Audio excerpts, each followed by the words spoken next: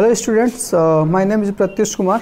तो आशा करता हूँ कि आप लोग अभी घर पे सुरक्षित होंगे और सरकार के दिए हुए नियमों का गाइडलाइंस का फॉलो कर रहे होंगे। ठीक है, तो आज शुरू करने वाला हूँ कक्षा 9 का भौतिक विज्ञान। ऑलरेडी मैं बहुत सारे टॉपिक डिस्कशन कर चुका हूँ, तो यदि एक बार रिवाइज करूँ तो रिवाइज में मैंने पहले स्टार्ट किया था दूरी से, दूरी क्या होती है, उसके बाद मैं विस्थापन बताया था क्या होती है, वेग के बारे में बताया था। ठीक है, और वेग के बाद मैं बताया था कि औसत वेग क्या होती है, औसत चाल क्या होती है, वेग और चाल में क्या डिफरेंस होता है, दूरी और विस्थापन में क्या डिफरेंस होता है, ये सब हम लोगों ने बातें किया था। ठीक है, तो यदि मैं बात करूं चाल और वेग की, ठीक है, मैं बोला था कि जैसे दूरी जो होता है, दूरी का ही मॉडिफाइड फॉर्म हमारा क्या होता है, विस्थापन होता है। ठीक है, और चाल का जो मॉडिफाइड फॉर्म होता है वो क्या होता है, हमारा वेग होता है। ठीक है, हमने यहाँ तक बात किया था। इसका भी एसआई इकाई क्या होता है, यदि आपको रिवाइज करनी है तो इसका भी एसआई इकाई क्या होता है, हमारा मीटर होता है, और इसका भी एसआई इकाई क्या होता है, हमारा मीटर होता है। ठीक है, विस्थापन का भी इकाई क्या होता है, हमारा मीटर ही था। वेग का हमारा क्या होता है, सर यहाँ पे मीटर प्रति सेकंड होता है। इसका भी एसआई इकाई क्या होता है, मीटर प्रति सेकंड होता है। ठीक है, तो हमने ये सारे बातें किया था। ठीक है, आगे मैं बोला था कि जो वेग होता है, जैसे दूरी जो होता है हमारा, चाल जो होता है हमारा, चाल क्या होता है, प्रति इकाई समय में चली गई दूरी जो होती है, प्रति इकाई समय में चली गई जो दूरी होती है हमारा क्या होती है, चाल होती है। ठीक है, प्रति इकाई समय को मैंने रिलेट किया था, यदि आपको रिवाइज होगा तो मैं बोला था कि जैसे हम लोग निकालते हैं कि 5 रुपए में 5 टॉफी मिलती है।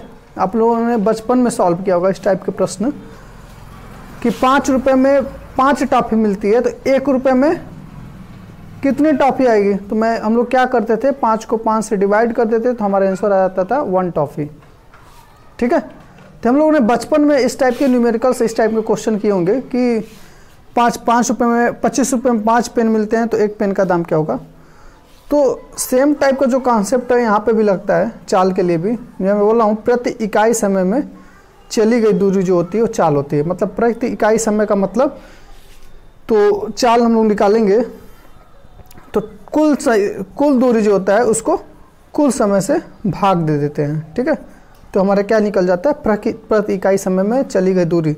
जैसे हमारा कुल पेनों की संख्या, चाहे कुल रुपयों की संख्या बट्टा कुल पेनों की संख्या से हम लोग भाग देते थे, तो हमारा 1 रुपये में कितने पेन मिलेगा ये हमारा निकल जाता था, या 1 पेन का दाम कितना है ये हमारा निकल जाता था। वही काम हम लोग यहाँ पे भी कर रहे हैं। ठीक है, उसी प्रकार यहाँ पे चूंकि दूरी चाल से रिलेटेड था, यहाँ पे विस्थापन हमारा वेग से रिलेटेड है, तो उसी प्रकार हम लोग यहाँ पे भी करते हैं। तो हमारे यहाँ पे क्या हो जाएगा, प्रति इकाई समय में चली गई विस्थापन हमारा क्या हो जाएगा, वेग हो जाएगा। ठीक है, तो वेग क्या हो जाएगा, हमारे वेग का भी फार्मूला क्या हो जाएगा, कुल विस्थापन बट्टा कुल समय बट्टा कुल समय। ये हम लोगों ने बात किया था अभी तक। ठीक है, ये हमने बात किया था। मैंने ये भी बोला था कि दूरी के पास दिशा नहीं होता, विस्थापन के पास दिशा होता है, उसी प्रकार चाल के पास कोई दिशा नहीं होता है, और हमारा उसी प्रकार वेग के पास दिशा होगा। ठीक है, आगे हम लोग बात करते हैं त्वरण क्या होता है। ठीक है, आगे हम लोग बात करते हैं त्वरण क्या होता है। ठीक है, तो मतलब प्रति इकाई समय में चली गई दूरी हमारी चाल होती है, और प्रति इकाई समय में चले गया वेग हमारा विस्थापन होता है। उसी प्रकार त्वरण होता है, प्रति इकाई समय में वेग परिवर्तन की जो दर होती है उसी को हम लोग कहते हैं त्वरण कहते हैं। ठीक है, त्वरण की यदि हम लोग बात करें तो मैं बता रहा था कि त्वरण क्या होता है, वेग प्रति इकाई समय में कितना वेग परिवर्तन हुआ है उसी को हम लोग क्या कहते हैं, त्वरण कहते हैं। ठीक है, तो इसको सिंपली एक लाइन में भी हम लोग लिख सकते हैं कि त्वरण जो होता है वेग परिवर्तन की दर त्वरण कहलाता है। एक लाइन में हम लोग इसका परिभाषा लिख सकते हैं, ठीक है। दर, जहाँ पे भी आपको कभी भी वर्ड भौतिक विज्ञान में दर आए तो दर का मतलब होता है कि समय से डिवाइड करना, समय से उसमें भाग दे देना, ठीक है। तो मतलब यदि हम लोग त्वरण का फार्मूला लिखें, ठीक है, तो मान लीजिए हमारे पास कोई वस्तु है, ठीक है, ये हमारा कोई पाथ है और कोई मेरा वस्तु है जो मोशन में गति कर रहा है, ठीक है। कोई मोशन क्या कर रहा है, गति कर रहा है। तो मान लीजिए किसी समय t1 पे, किसी शुरुआती समय t1 पे इसका जो वेग था v1 था और v1 जो है एक इसी दिशा में था, ठीक है। किसी शुरुआती समय t1 पे किसी वस्तु है उसका हमारा वेग जो था v1 था, ठीक है। और ये जो वेग है t2 पे जाके हमारा क्या हो जाता है, v2 हो जाता है, ठीक है। स्टार्टिंग मतलब हम लोगों ने जब समय देखा t1 समय पे इसका वेग देखा, वेग ऑब्जर्व किया हमने, तो t1 समय पे इसका वेग हमारा v1 था और t2 समय पे ये वेग कितना हो गया, हमारा v2 हो गया, ठीक है। तो मैं बोला हूँ कि वेग परिवर्तन की दर क्या लाता है, हमारा त्वरण का लाता है। तो दर मतलब कि समय से भाग दे देते हैं, ठीक है, समयांतराल से हम लोग भाग दे देते हैं और ऊपर क्या रहेगा, हमारा वेग परिवर्तन रहेगा, ठीक है। तो एक चीज बताइए, वेग परिवर्तन जब हम निकालेंगे तो हम लोग क्या करेंगे, जो फाइनल वाला वेलोसिटी रहेगा, फाइनल वाला जो वेग रहेगा उसको प्रारंभिक वाले वेग में से हम लोग माइनस कर देंगे, ठीक है। तो वेग परिवर्तन क्या हो जाएगा हमारा, अंतिम वेग परिवर्तन हमारा क्या हो जाएगा, अंतिम वेग माइनस प्रारंभिक वेग,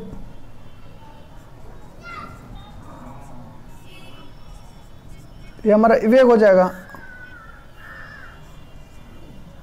अंतिम वेग माइनस प्रारंभिक वेग हमारा क्या हो जाएगा, वेग परिवर्तन हो जाएगा। मतलब कितना वेग में चेंज हो रहा है, कितना वेग में अंतर आ रहा है, उसी को हम लोग वेग परिवर्तन कहते हैं, ठीक है। जैसे मान लीजिए यहाँ पे v1 है और v2 हो जा रहा है, तो कितना इसके वेग में अंतर आ रहा है, डिफरेंस आ रहा है, ठीक है, उसी को हम लोग वेग परिवर्तन बोलते हैं। तो अंतिम वेग माइनस हम लोग प्रारंभिक वेग कर देंगे, हमारा क्या हो जाएगा, वेग परिवर्तन हो जाएगा, ठीक है। समय अंतराल, कितने समय में हमारा अंतर हो रहा है, उसी को हम लोग क्या बोलते हैं, समयांतराल बोलते हैं, ठीक है। कितने समय में ये परिवर्तन हो रहा है उसी को हम लोग समय अंतराल कहते हैं, ठीक है। तो ऐसे मान लीजिए हम लोग निकाल ले, t1 समय पे v1 वेलोसिटी था, t2 समय पे v2 था, ठीक है। तो यदि हम लोग यहाँ पे वेग निकालें कि किस मतलब इसका त्वरण क्या होगा इस t1 t2 के बीच में, तो वेग परिवर्तन क्या होगा, अंतिम वेग क्या हमारा v2 है, अंतिम वेग क्या हमारा क्या है, v2 है, और प्रारंभिक वेग क्या हमारा v1 है। तो हमारा क्या हो जाएगा, वेग परिवर्तन हो जाएगा v2 माइनस v1। समय अंतराल क्या हो जाएगा कि जितने समय में ये परिवर्तन हो रहा है, ठीक है। तो t1 पे हमने समय ये ऑब्जर्व किया था v1, t2 पे हमने ऑब्जर्व किया था v2, तो समय अंतराल क्या हो जाएगा, t2 माइनस t1, ठीक है। तो ये हमारा हो गया त्वरण का फार्मूला। हम लोग त्वरण को हम लोग नोट करते हैं ए वेक्टर से, ए सदिश राशि से, ए सदिश राशि होता है क्योंकि वेग के पास भी दिशा होता है, विस्थापन का भी दिशा होता है, तो त्वरण भी हमारा क्या होगा, इसका भी दिशा होगा। तो ये हमारा हो जाएगा formula v2 minus v1 upon t2 minus t1, ठीक है। तो ये हमारा हो गया त्वरण का फार्मूला, ठीक है। अब इसके हम लोग SI इकाई की बात करते हैं, त्वरण का SI यूनिट क्या होगा इसकी बात करते हैं हम लोग, ठीक है। तो हमारे पास जो फार्मूला आया है, हमारा जो फार्मूला आया था त्वरण का, वो आया था हमारा उधर से v2 minus v1 upon t2 minus t1, ठीक है। तो v2 का SI इकाई हम लोगों ने क्या निकाला था, मीटर प्रति सेकंड निकाला था। v2 का SI यूनिट, वेग का SI यूनिट हम लोग क्या निकाले थे, मीटर पर सेकंड। समय का यूनिट क्या होता है हमारा, सेकंड होता है। तो हमारा क्या हो जाएगा, मीटर प्रति सेकंड बट्टा सेकंड, ठीक है। तो ये क्या हो जाएगा आगे हमारे जाके, मीटर बट्टा सेकंड मल्टीप्लाई सेकंड, ठीक है। ये हमारा हो जाएगा मीटर बट्टा सेकंड मल्टीप्लाई सेकंड, या इसको हम लोग ये भी लिख सकते हैं मीटर बट्टा सेकंड का होल स्क्वायर, मीटर बट्टा सेकेंड का होल स्क्वायर, ये हमारा हो जाएगा त्वरण का एसआई इकाई। ठीक है, ये हमारा क्या हो जाएगा त्वरण का एसआई इकाई। ठीक है, तो ऐसे हम लोग त्वरण का एसआई इकाई निकालते हैं। ठीक है, तो हमारा हो गया बात त्वरण के बारे में कि त्वरण क्या होता है। ठीक है, तो त्वरण हम लोग त्वरण का एक्चुअली यूज क्या होता है इसके बारे में हम लोग बात करते हैं। त्वरण का हम लोग प्रैक्टिकल लाइफ में, हमारे जीवन में इसका क्या यूज है उसके बारे में हम लोग थोड़ा जानकारी लेते हैं। तो आपने यदि कभी भी 4 व्हीलर चाहे कोई गाड़ी यूज किया होता है तो हर गाड़ी में एक होता है एक्सेलेरोमीटर। ठीक है, एक क्या होता है एक्सेलेरोमीटर।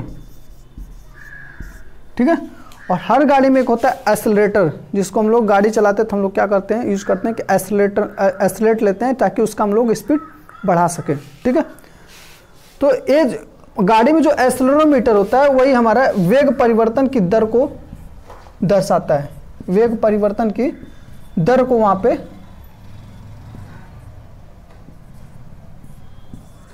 दर को दिखाता है। हर गाड़ी में होता है एक्सेलेरोमीटर। इसका काम क्या होता है, जो वेग परिवर्तन का जो दर है, जो रेट है, उसको हमारा वो शो करता है। ठीक है, तो आप लोग गाड़ी में ऑब्जर्व किए होंगे। ठीक है, ऐसे मीटर होता है, तो एक पे हमारा क्या होता है स्पीड दिखाता है कि किस गाड़ी से स्पीड चल रहा है। ठीक है, 20 किलोमीटर, 40, 60, 80, 100। ठीक है, ऐसे हमारा एक होता है जो हमारा केवल वेग दिखाता है, किस वेग से गाड़ी चल रही है। ठीक है, और एक अदर होता है जो हमारा वेग मतलब एक्सेलेरोमीटर बोलते हैं, वो क्या करता है हमारा केवल रेट दिखाता है कि मतलब प्रति सेकंड चाहे प्रति इकाई समय में कितना गाड़ी का वेलोसिटी चेंज हो रहा है वो हमारा दिखाता है। ठीक है, तो आप कभी गाड़ी पे बैठिएगा तो ऑब्जर्व करिएगा कि जब किसी कांस्टेंट स्पीड पे हमारा कोई गाड़ी चल रही होती है, किसी कांस्टेंट वेग पे हमारा कोई गाड़ी चल रही होती है, तो एक्सेलेरोमीटर जो होता है हमेशा 0 शो करता है।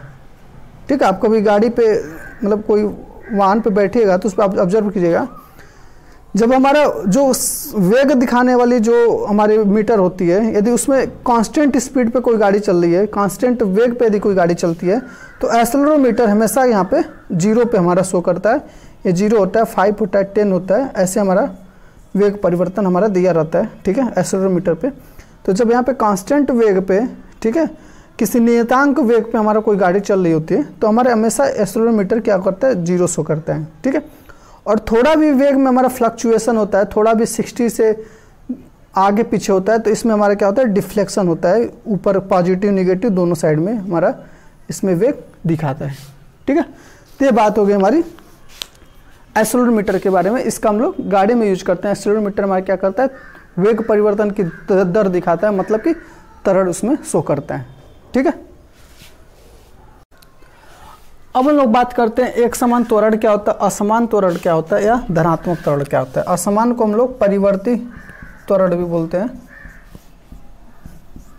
ठीक है, तो यदि आप लोग स्टार्टिंग से लेक्चर फॉलो कर रहे होंगे तो इन सारे वर्ड्स का आपको मतलब तक समझ में आ जाना चाहिए कि एक समान क्या होता है, असमान क्या होता है। इन सारे वर्ड्स का जो मीनिंग होता है, जो रियल मीनिंग होता है, वो आपको समझ में आ गया होगा।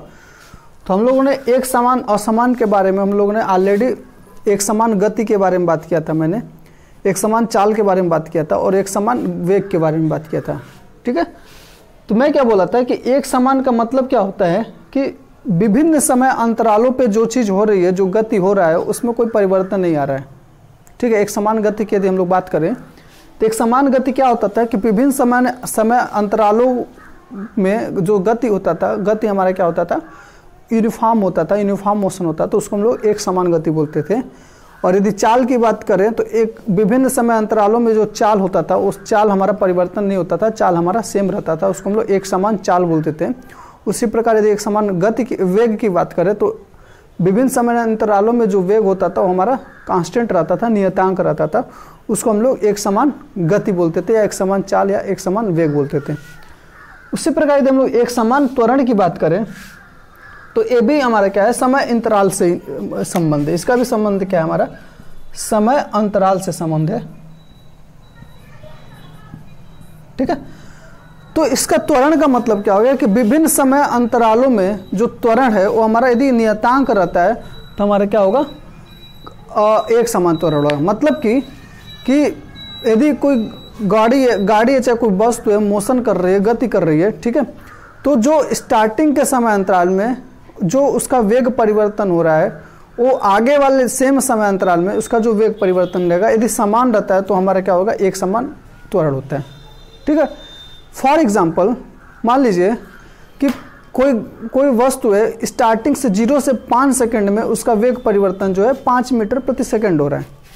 ठीक है, स्टार्टिंग में मान लीजिए कोई वस्तु है जिसका 0 से 5 सेकंड में जो उसका वेग परिवर्तन है वो है हमारा 5 मीटर प्रति सेकंड है। ठीक है, तो इसमें टोटल कितना टाइम लगा, 0 से 5 समय सेकंड का मतलब टोटल कितना है, 5 सेकंड हुआ। फिर से यदि हम लोग बात करें 5 से 10 सेकंड, 5 से 10 सेकंड, तो इसमें भी टोटल कितना समय है, 5 सेकंड का टाइम।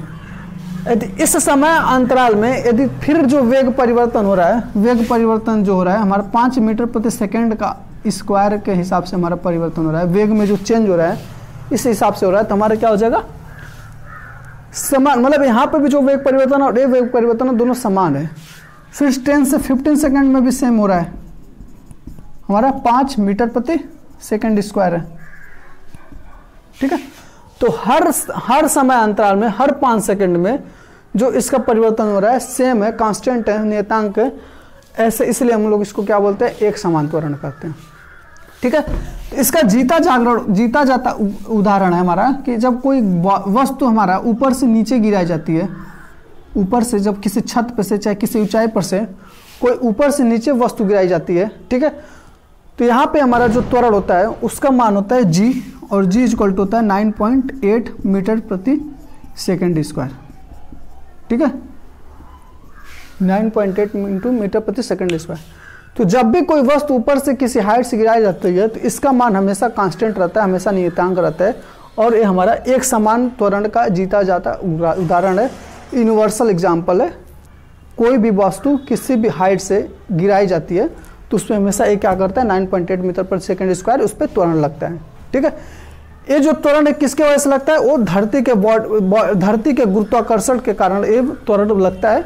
ठीक है, ये हमारे धरती के जो गुरुत्वाकर्षण होता है, खींचने की जो क्षमता होती है, उसके वजह से ये त्वरण हमारा उस पर काम करता है, उस वस्तु पे काम करता है। ठीक है, तो एक समान त्वरण का ये एक बहुत ही इंपॉर्टेंट एग्जाम्पल है कि जब भी किसी वस्तु को ऊपर से किसी हाइट से गुजारी जाती है तो उस पर जो लगने वाला त्वरण होता है 9.8 मीटर पर सेकंड होता है, और जो नियतांक होता है कांस्टेंट होता है। ठीक है, दूसरा क्या होता है, असमान या परिवर्तन, असमान या परिवर्तन। ठीक है, तो दूसरा जैसे मैंने 0 से 5 सेकंड का एग्जांपल लिया था, 5 से 10 लिया था, 10 से 15 लिया था। ठीक है, तो हर में क्या हो रहा था, 5 मीटर प्रति सेकंड स्क्वायर हो रहा था, 5 मीटर प्रति सेकंड स्क्वायर। तो मान लीजिए यहाँ पे क्या हो रहा है, जो परिवर्तन हो रहा है, वेग परिवर्तन कांस्टेंट नहीं हो रहा है, कांस्टेंट नहीं हो रहा है, बदल रहा है, कभी 5 हो रहा है, कभी 10 हो रहा है, कभी फिर 5 हो जा रहा है। ठीक है, तो हर समय अंतराल में यदि जो वेग परिवर्तन का दर है यदि चेंज होता है, बदलता रहता है, तो हमारा क्या हो जाएगा, असमान या परिवर्तित त्वरण। ठीक है, असमान या परिवर्तित त्वरण। तो ये दो हो गया, ये दो असमान और एक समान आपको समझ में आ गया होगा। अब होता है हमारा धनात्मक त्वरण, ऋणात्मक त्वरण अथवा शून्य त्वरण। ठीक है, तो जो त्वरण होता है वो तीनों प्रकार से हो सकता है, या तो उसका मान धनात्मक भी हो सकता है, ऋणात्मक भी हो सकता है, और शून्य त्वरण भी हो सकता है। ठीक है, लाइक मान लीजिए यदि मैं बाइक से 50 किलोमीटर प्रति सेकंड के वेग से जा रहा हूँ। ठीक है, कुछ दूर जाके मैंने 50 को एक्सेलेरेटर मैंने लिया और 50 से मेरा वेग हो गया 100 मीटर पर सेकंड हो गया। ठीक है, 50 से मेरा 100 मीटर पर सेकंड हो गया। तो जो वेग परिवर्तन हुआ है क्या हुआ, हमारा मान बढ़ा है, वेग परिवर्तन जो हुआ उसका मान हमारा बढ़ा है, तो हमारा क्या हो गया, धनात्मक परिवर्तन हो गया। ठीक है, अब अगेन मैं 100 पे चला गया हूँ और फिर मेरे 100 से फिर उस एक्सेलेरेटर को मैं डाउन करता हूँ और मेरा वेग 50, फिर 100 से हमारा 80 या 60 पे आ जाता है, तो हमारा क्या हो गया, ये ऋणात्मक वेग परिवर्तन हो गया। ठीक है, और यदि मैं 100 पे कांस्टेंट चलता हूँ, 100 पे मैं अपना त्वरण वेग में नहीं परिवर्तन करता हूँ, तो हमारा क्या हो जाएगा, नियतांक हो जाएगा। यह मतलब कि वहाँ पे जो त्वरण का परिवर्तन होगा शून्य होगा। ठीक है, मतलब कि यदि भी is greater than del B, मान लीजिए परिवर्तन जो हमारा डेल से हम लोग नोट करते हैं, परिवर्तन को हम लोग डेल से नोट करते हैं। ठीक है, ओके, मतलब कि मान लीजिए हमारे प्रारंभिक जो वेलोसिटी यू मान लेते हैं हम लोग, प्रारंभिक वेग को हम लोग मान लेते हैं u है, ठीक है। अंतिम वेग को हम लोग मान लेते हैं v है, ठीक है। अंतिम वेग हमारा मान लेते हैं v है। तो यदि हमारा u is greater then v होगा, तीन कंडीशन हो सकते हैं, u is greater then v, u is less than v, या u इक्वल टू v। ये हमारा बड़ा का मतलब ये हमारा ग्रेटर देन का साइन है, मतलब कि जिस साइड भी लगा होता है उसका मान हमेशा दूसरे वाले से बड़ा होता है। जैसे u के तरफ यहाँ पे साइन लगा है तो मतलब u का मान v से बड़ा होगा, यहाँ पे v के तरफ लगा है मतलब v का मान u से बड़ा होगा, और यदि दोनों बराबर है तो मतलब बराबर होगा, ठीक है। तो u प्रारंभिक का मतलब कि जब हमने गाड़ी मतलब मोशन गति का अध्ययन करना जब हमने स्टार्ट किया वो हमारा प्रारंभिक वेग हो गया। फाइनल का मतलब कि कुछ समय बाद उसका जो वेग होता है उसको हम लोग फाइनल वेग कहते हैं, अंतिम वेग कहते हैं, ठीक है। तो मान लीजिए प्रारंभिक वेग जो है वो अंतिम वेग से हमारा ज़्यादा मान आता है। जैसे मान लीजिए मैं बोल रहा था कि 100 किलोमीटर प्रति आवर किसी मैं बाइक चला रहा हूँ और एक्सीलरेटर डाउन करता हूँ तो हमारा 80 किलोमीटर प्रति आवर हो जा रहा है, ठीक है। तो ये हमारा क्या हो गया वेग, ये हमारा u हो गया और ये हमारा v हो गया, ठीक है। इस कंडीशन में क्या है हमारा, इस कंडीशन में u is greater then v हो गया। इस कंडीशन में हमारा क्या हो गया, u is greater then v। तो देखिए हमारा जो वेग हो रहा है, वेग परिवर्तन जो हो रहा है हमारा निगेटिव हो रहा है, ऋणात्मक हो रहा है, मतलब हमारा जो वेग हो रहा है घट रहा है। तो ये क्या हो जाएगा हमारा ऋणात्मक हो जाएगा, ये हमारा क्या हो जाएगा ऋणात्मक हो जाएगा, ठीक है। ये हमारा क्या हो जाएगा ऋणात्मक हो जाएगा, ठीक है।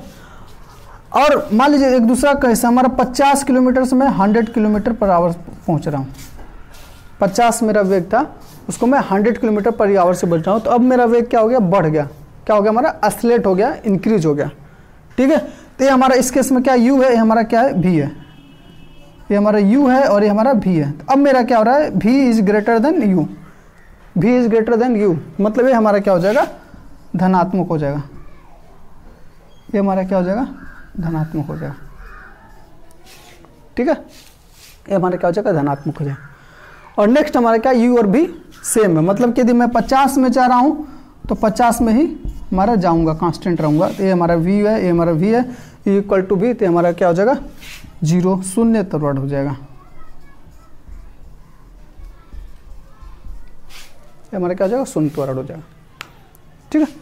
तो ये हमारा हो गया ये तीनों प्रभाव परिभाषा, ये तीनों डिफिनेशन के बाद एक समान त्वरण क्या होता है, असमान त्वरण क्या होता है, और ऋणात्मक धनात्मक या शून्य त्वरण क्या होता है, ठीक है।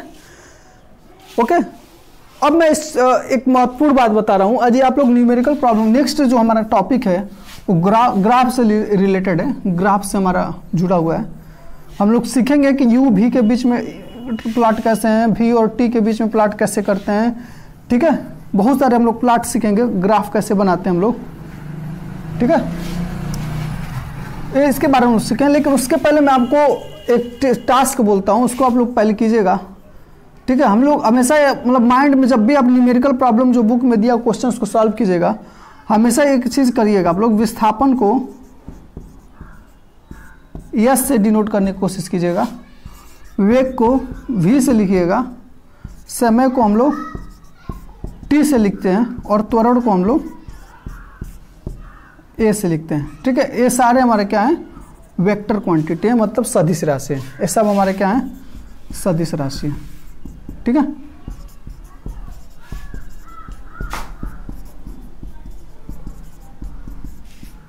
ठीक है,